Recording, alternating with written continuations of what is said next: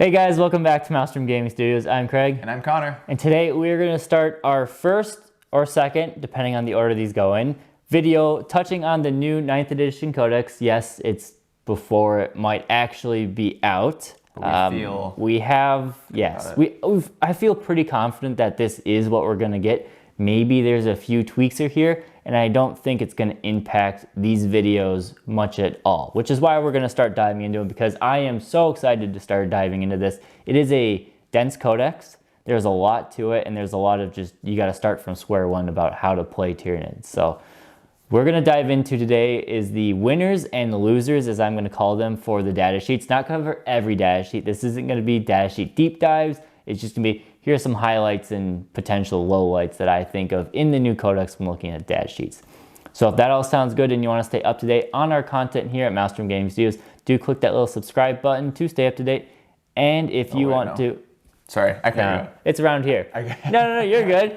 And if you want to stay up to date and support our channel even more, you can consider becoming a member. You get access to members-only videos. We're working on a members-only campaign right now to go up for them, as well as you get access to our Discord.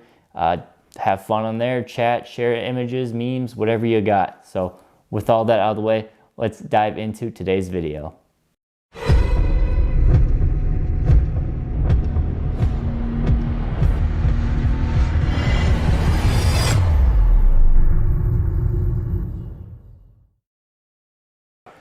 So before we dive in, Connor has not seen any of this. No. This is going to be all for him, first reactions. For me, this is me after studying the Codex for about a week now. Yeah. Before we dive into it, there are going to be, technically I have these, like I said, winners and losers.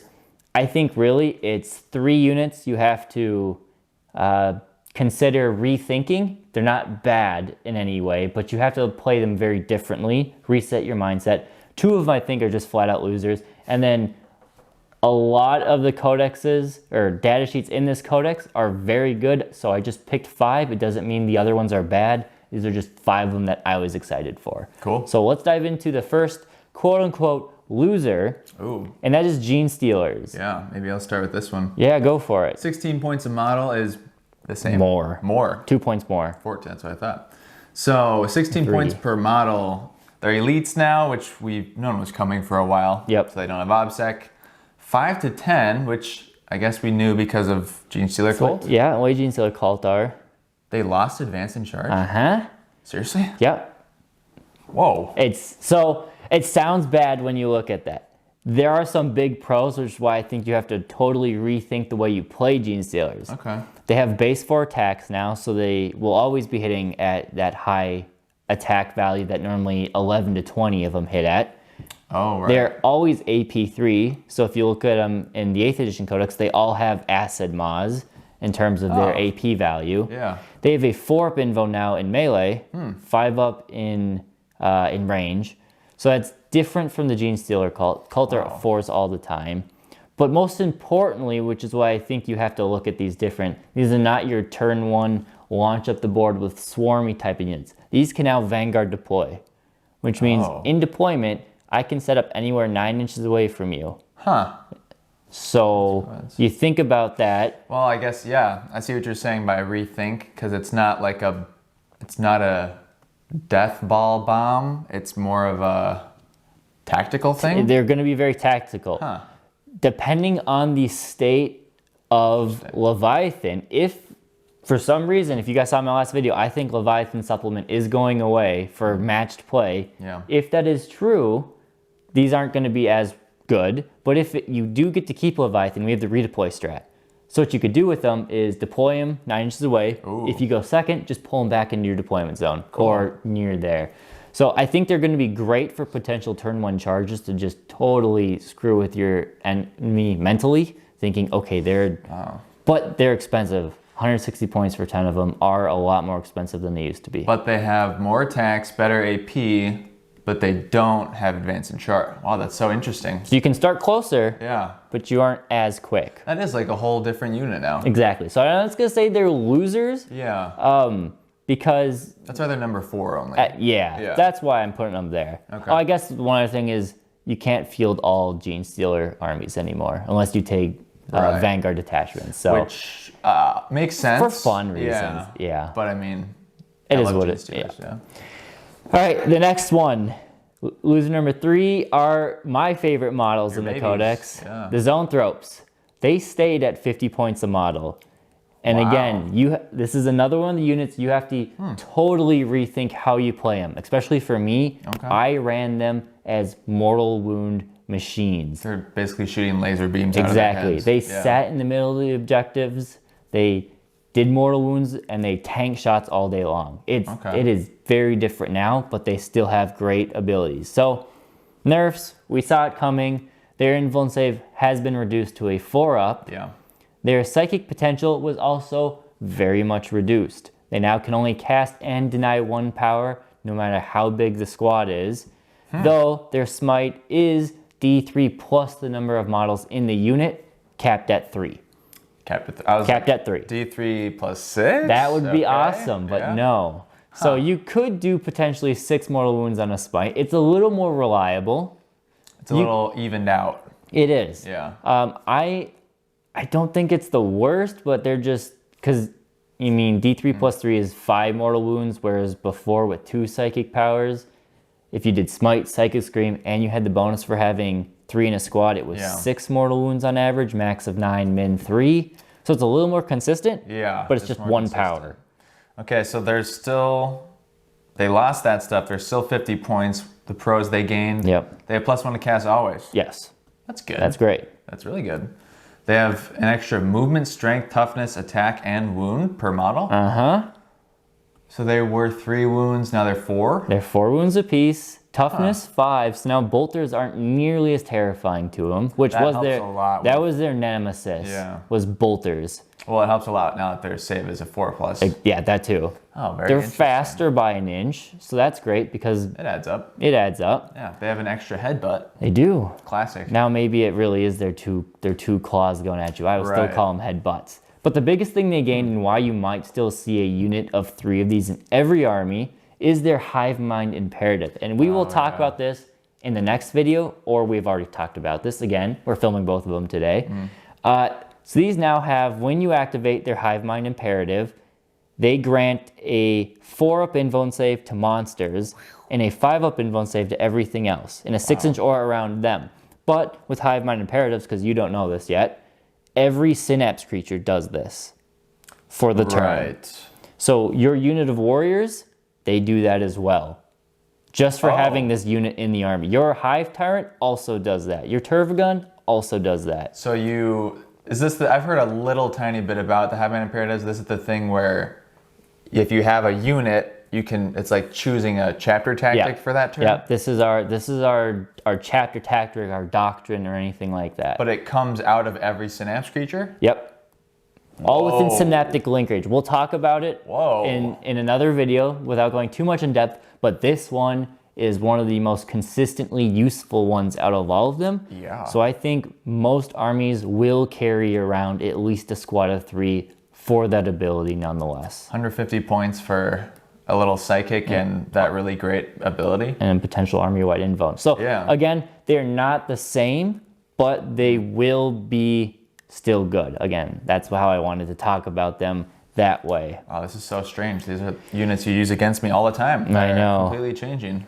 The next one. Heard a little about this. This we all saw this one coming as well. Yeah. Though it's not all doom and gloom. It's just a rebalancing. It had to happen. The Hive Guard have, specifically the Impaler cannon ones, have seen a significant nerf. Yeah.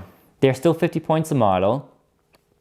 They are now 24-inch range, strength 6, damage 2, 3 shots apiece. They do not entirely ignore line of sight anymore. A Synapse creature has to have line of sight on the unit in order for them to ignore line of sight, which fluff-wise makes sense. Totally. So they also gain some other things. Interesting. Like I said, the 3 shots at AP -2, damage 2. Yeah. An extra strength, toughness, attack, save, and wound. Wow. So they're a lot bulkier. They're T6? They're T6. But again, they're not the sit in the back, nuke 2 units a turn type of machines that they were. Yeah. So if you were somebody who was just playing 18 of them for hiding behind buildings and shooting, you're going to have to think a little bit differently. Do I think they're still good? I do think you can make units of them work, because now having toughness 6 and having a 3-up save, they can move up the board a little better. These guys can walk up the board and do damage. I also think potentially the shock cannons, we'll save those for another video, a deep dive on the Hive Guard, but those might actually even be a better option. Those are still the vehicle rule. They do better at killing vehicles, Interesting. So, you know, it'll be interesting to see. The short range does force them to fire heavy weapons while moving, but at least for a turn or two. Wow, so they'll be hitting on 4s, but with 3 shots, they might do a little bit better. Yeah. And we might use Onslaught for helping them rather than just charges. So overall, I think they'll still be a decent unit. They're just not what they used to be. But if you have 18 of them, maybe sell 6? I would guess. Thinking about converting. I have 12, thinking about converting 6 of mine back to shock cannons. Sure. We'll see. Sure. Now, this is truly a loser in my eyes. I have not seen this one for sure. Of all of the units that I've seen so far, none of them have I been more disgusted with than the Devil-Gants. Okay. So they're now 1 point more expensive than a Termagant, which is already 2 points more expensive than it was. Wait, these are 1 point more than a regular Termagant. Than a regular Termagant. So regular Termagants went up to 7 points. From 5 points. Okay. And the Devil-Gants were already 7 points. Right. Went up to 8 points. So these this gun costs 1 extra point. Mm-hmm. Okay. So the gun is now 18-inch range, still 18-inch range. It is only Assault 2, not Assault 3. 1 less shot. It is so it's 1 less shot. It is 1 less strength, no AP, and damage 1. I don't get it. Why? I don't know. I don't know why. Why would you take this when your flesh bore? I guess number of shots. But 2, there are. See, the thing is, there are stratagems in the game, or in the codex, that make flesh bores better than they already are. And flesh bores got a huge buff. Huge buff on flesh bores. I just don't understand. Okay, I mentioned it down here. The only reason I could see this is people needed to buy more Termagants. That combat patrol comes with 36 Termagants. Everyone who's got 60, I don't know anyone who's got 60 Devil-Gants, but I have 30 Devil-Gants. 1/3 of my Termagants are Devil-Gants. Yeah. Maybe they just want to sell those combat patrol boxes a little bit harder. Maybe there's. Have you seen all the strats? Yeah. Oh. There's no strat for Devourers. Seriously? At least on Gaunts. Gaunt Devourers, there's no strat for. That is very bizarre. The only pro, but this is a pro across all Termagants, not just them, is they have a 5-up armor save now. Oh, yeah. I mean, that's why they got 2 points tacked onto their... Yeah, right. But why would you take this? I'm trying to think of any situation. Block of toughness 3 stuff? I guess, but that's like non-existent in the game right now. Good I point. mean, there are some Tyranids and Eldar, and Skitarii, I guess. But I don't even know if that's still meta, the Skitarii block. I mean, if you go up with damage 1 weapons against Skitarii, they're going to be getting 2-up saves potentially against them. And this is AP0. Yep. I don't understand. Yeah, I don't know. I don't know. I think maybe if this isn't the truly final version of the Codex, maybe this is something that's changed. I don't get it. What if it's a typo? It's just a straight up typo. Like it's supposed to be like Assault 4 or something. I don't know. Some huge typo. But so that's the big loser of the Codex. The only one besides our bonus loser is the Red Terror. What a nice little accommodation he gets here. Rest in peace, Red Terror. You will be missed, sort of. Not really. Some people will miss you. I won't. There's a couple guys in the whole world who will miss you. Who've made some really nice Red Terror models, or they have this one, which, if you paint it up nice, it's not the worst model. Well, if you like old models, that's a cool model. Yeah. But who knows? The Parasite came back after 7 years, so maybe he'll come back in 10th edition. And have some cool rules. Yeah, maybe. But otherwise, besides the Gaunts, he is the big loser here. Sure. Now, let's kick it up a notch and go into some good stuff. Winner number 5 are the close combat warriors specifically. Yeah. The shooty ones, honestly, they didn't change a whole lot. The Venom Cannon barely changed. The Death Spitter gained an extra AP, and they gained an extra ballistic skill base, which is fine, which is good. It's good, yeah. But the close combat versions of warriors, or their close combat potential, went up significantly. So straight up buffs, strength and toughness 5 now, which is awesome. Huge.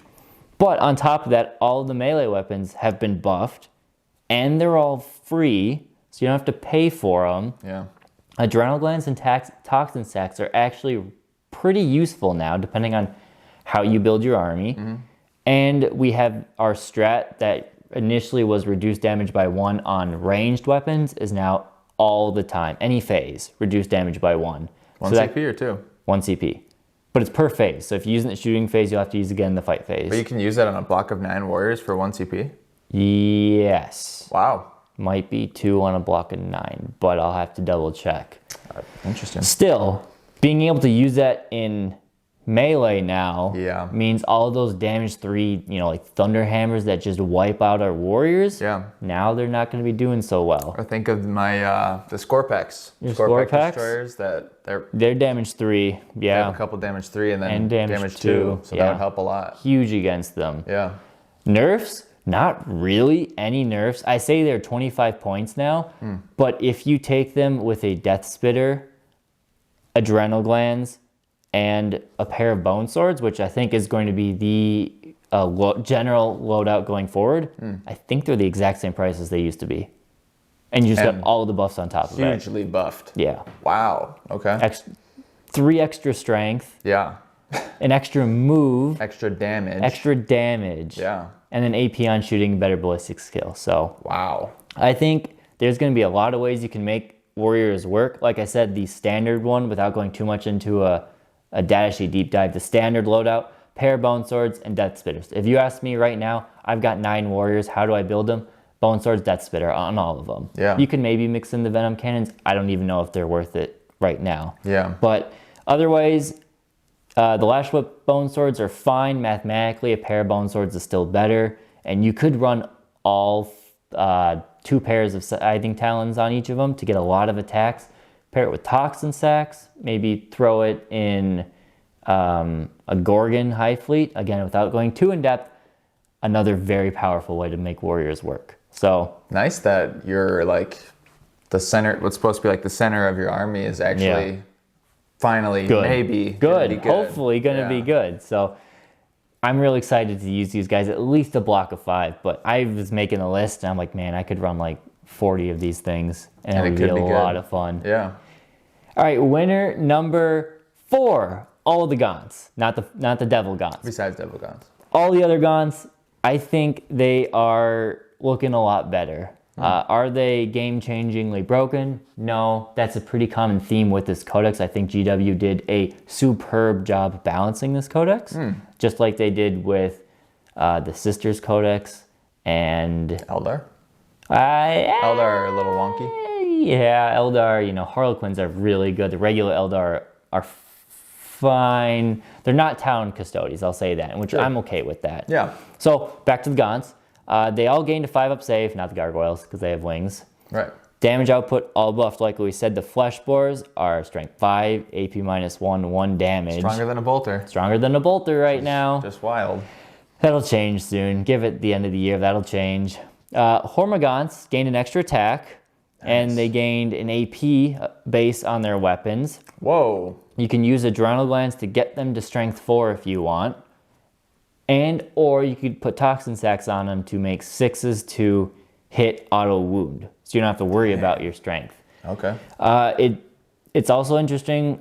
We'll save it for a deep dive, but the Hormagaunts, it's tough because the Adrenal Glands add a lot of points to the units. And these guys went up in points, each of them. So it's 15, you said 15 flat for Adrenal Glands? That's just for the warriors. For warriors. For the Gaunts, it's different. Oh. But so we'll see how good that is right now. Hormagaunts also got an insane movement buff. 10 inch, so they got 2 extra inch movement. If you take Adrenal Glands, it's a 3 extra inch for 11 inch base on a Hormagaunt. How much does a Gargoyle move? 12. You give them Adrenal Glands, they can move 13 then. Huh. It's wicked how fast these things are. And like we said earlier, gargoyles are now troop choices. Yeah. So I think I could see a unit, at least a unit of 10 being in a lot of armies to pop in, do the actions. We have a strat that we can take something on the board and pull it off the board, and then they can come back on through flying down like the gargoyles are burrowing up. At the same, not the same turn. Not the same turn. Okay. Or all the troops, the Gaunts, are going to be pretty good. Yeah. I don't know which ones will prevail, but I think it'll be fun to field all of them. And I'm going to start doing that just to get experience with them. They actually look interesting now. They do. They really do. They're not just bodies on the table. They actually have punch behind them. Right. Winner number 3, as we're calling it, the Exocrine, went back up to 170 points. It was short-lived at that. It was short-lived, 155 points. Yeah. However, they also got significantly buffed. Yeah. They got a lot faster. They're now 8-inch move. I think they were 6 or even 5. Maybe 6. But still, right 2-inch extra movement is a lot. Ballistic skill 3 plus base now. None of this 4 plus and having to stand still for bonuses. Right. 2 up armor save. Toughness 8 they already were, but they have 15 wounds now. It's a nice little chunk. Downside of the 15 wounds is these big boys do give up 3 points for grind them down. Right. And that's a common theme among many of our monsters. Where's the cutoff? 15 wounds. It is 15 wounds. Yeah. Okay. So it's almost like they changed to 15 with the anticipation of Tyranids coming out. Huh. Because a lot of our things went up to that 15 bubble. Not 14, but the 15. Yeah. So the Bioplasma cannon got a significant upgrade. I'm afraid. 36-inch range, that's the same. D3 plus 6 shots. So instead of double tapping like it used to, it's now average of 8 shots. At strength 8 instead of 7. AP minus 4 and damage 3. That is way stronger. It is much. The strength is the big, and the damage, because the damage we used to mitigate by paying 2 CP to make it damage 3. And when you were firing off those damage 3 shots against infantry, it was insane. But now you can do that to tanks and infantry with ease. Think about that against Space Marines. But you take their whole save. Yep. 3 to 4, 5. Yeah. Yeah. 1 on 2s, and you one-shot all of them unless they're This thing will Custodes. nuke aggressors. Wait, you even one-shot Custodes? Some of them. The regular guys. Yeah, some of them you will. Huh. Wow. If they have a shield, I think they technically get a 6-up save or something. But they also have invuln saves. So No, I know. I just meant the damage 3. the damage 3, yeah, it's great. So nerf to them, like I said, they can't double shoot. But the gun is so much better. If they could double shoot, it would be disgusting. Yeah, it's barely even a nerf, but you can't one volley, see what happens, you know. You just got to dedicate everything. There's no split firing, essentially. If I had to choose between old or this, I would pick this every time. Oh, yeah. Yeah. So, again, some thoughts. They look very good. Ability just to delete anything they really want. Yeah. Though, with their degrading, they will degrade to 5-up on ballistic skill once they get down to their lowest bracket. I mean, they always did. So they were 4-up, 5-up, 5-up. Oh, right. Or 4-up, 4-up, 5-up, but they got +1 to their hit. So the worst they ever were It's so interesting. were 4-ups to hit. Man. Now they're going to get the 5-ups. Although we do have an adaptive physiology. It is 20, 25 points to make it so they double their wounds for their degradation profile. Right. These guys might be a big It's a prime target. contender. Yeah. Yeah. It might be worth it. Puts them up to almost 200 points. But I mean, it might be worth it. It might be worth it, yeah. That or putting an invuln save on them. Up to your discretion. True. All right. Winner number 2, the one I am most excited for. 5th edition. Myself. Good old Here 5th we edition. go. This Hive Tyrant that you see on the screen is back with a vengeance. It's been far too long he's been sitting on the shelf doing absolutely nothing. I mean, more than 5 years. Yeah. I mean, it's really been 7 since, or 8 years. I think since the time I say was the old prime of Tyranids, where the game had switched to 6th edition, but Tyranids still had, no, before that. Tyranids still had their 5th edition codex in the first few months of 6th edition, where we had all of those universal psychic powers. You had strength, toughness, 9, Hive Tyrants and Tervagons running around with like 7 attacks. Back then, if things had more than 3 attacks, it was insane. I think a Hive Tyrant had 4, and that was like top-notch damage. Well, because there was way less wounds per model exactly. on every model. So back then, that's what I was calling the prime of Tyranid Monster Mash for a short time. These guys led it. Yeah. And now they're back. So they got +1 strength, toughness, attack, and save all on their base profile. Wow. The Lash Whip Bonesword got insanely monstrous Lash Whip Bonesword. It now brings them up to strength 10, AP -4, damage 3, and reroll 1s to hit. On 5 attacks now? On 5 attacks. Yeah, 5 attacks. Just reroll 1s to hit? Yep, that's what Lash Whips do now. Whoa, that's very good. So much better. There's also a strat Lash Whips interact with, but we'll save that for later. The Heavy Venom Cannon is exceptionally powerful now. Yeah. Instead of D3 shots at strength 9, AP -3 damage, it is a flat 3 shots at strength 9, AP -3, 4 damage. That is so crazy. It's so good. We have a relic. I was just gonna say, I saw that. It is strength 12, AP -4, 5 damage. 5 damage. 3 shots apiece. How does that? It's so weird. It's so good. It's so strange how strong it is. And if you want something I will be trying out against Connor later today, there is a Warlord trait? Heightened Senses, which lets you reroll all failed hit rolls in shooting and melee. Wow. So you are already double upping on rerolling 1s to hit with the Lash Whip and the Warlord trait. But with the gun. But it helps the gun, and if you ever get degraded past 1s, it helps you reroll those as well. True. So I'm really excited to try this guy out. He is looking awesome. The Tyrant Guard kind of pair with him because now the Tyrant Guard are really durable. Yeah. And they have the true bodyguard keyword, which means if the Tyrant Guard are alive, you cannot touch the Hive Tyrant. Oof. Okay. So looking great. Yeah. He also has a command link, which allows him to nominate a unit in the command phase, and they get reroll 1s to hit. So, Chapter Master? Or Captain, sorry. No, because the Captain is an aura. Right? Oh, yeah. So within 6, he just nominates a unit, and then they get it for the rest of the turn.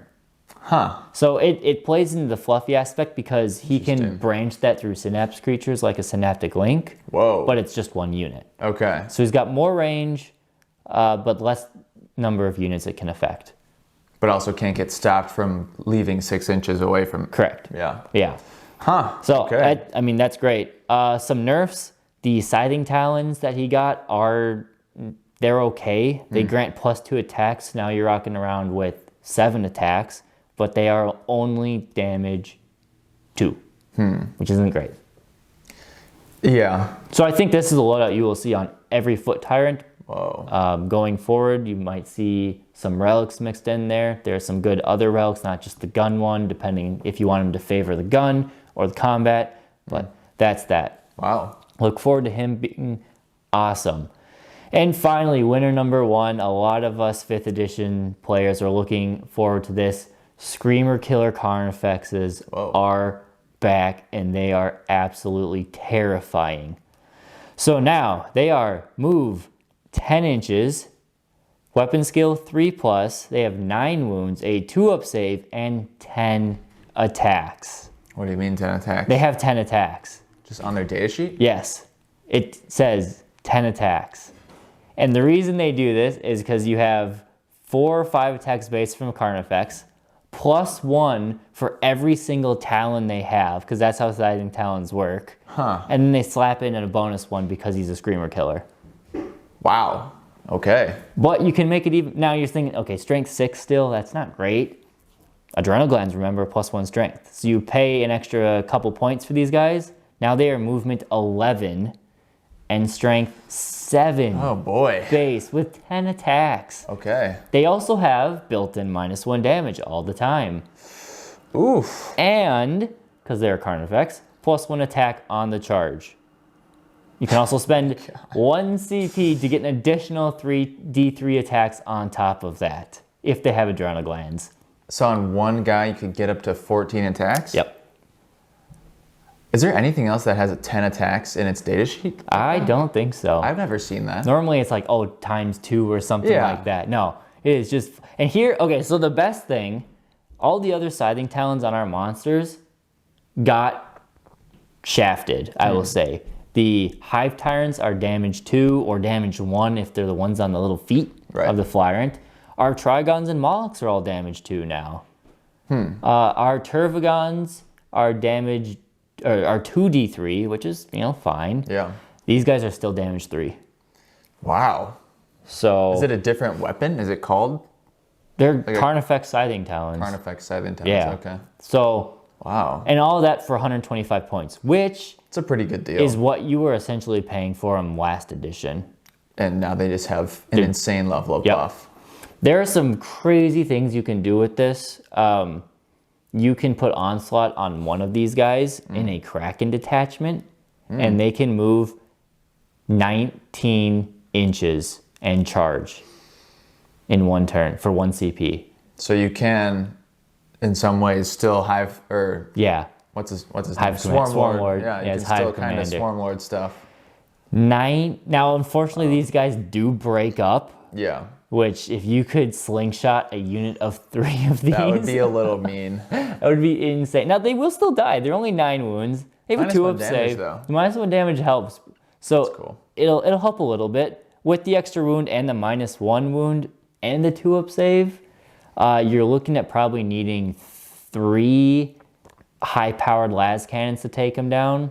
Wow. 1 Tau rifle or hammerhead shot will do it, I think, right? Yeah. On average. Or is it 6? No, I think the -1 damage makes it so it survives, but still, it's, you know, Tau though. But yeah. But I just, I feel like that's a pretty good deal for what you get. Of all the Carnifexes, even including Old One-Eye, these guys are by far and above the best. Okay. By far and above the best. Dang. So that is it for our winners and losers. Yeah. You can see out of just the units I picked, there are some great winners so far. And like I said, there are so many other units in the Codex that have accelerated their usability in this Codex. So many of our units, so many units. Yeah. Now have at least a play style that I'm excited to work with. So that's a whole new thing to learn. It's a whole new thing to learn. Yeah. Look forward to that.